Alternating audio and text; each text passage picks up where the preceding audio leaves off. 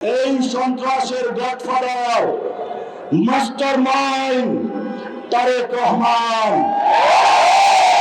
এই তারেক রহমান এবং তার পিছনে যে 300 গডফাদার আছে যারা 300 আসনে রয়েছে, ওদেরকে না বলুন তবে আমাদের বাংলাদেশ মুক্তি পাবে।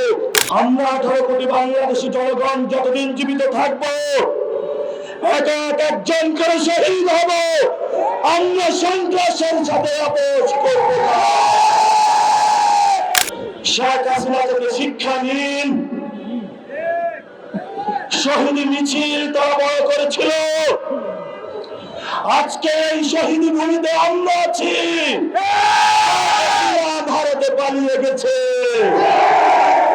আমাদের ধৈর্যের বাঁধ ভাঙবেন না আপনারা। প্রতিটি লাশের হিসাব নিব, প্রতিটি শহীদের হিসাব নিব।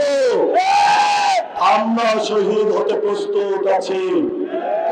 আমরা এক আল্লাহ ছাড়া কাউকে ভয় পাই না।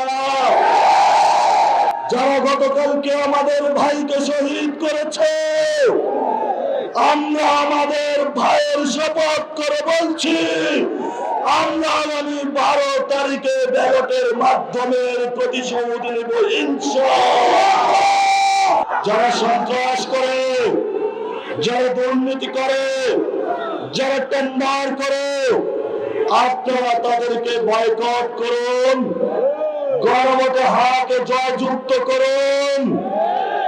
এই সন্ত্রাসের godfather master mind Tarique Rahman. Khaleda Zia বাসার সামনে বালুর ট্রাক ছিল,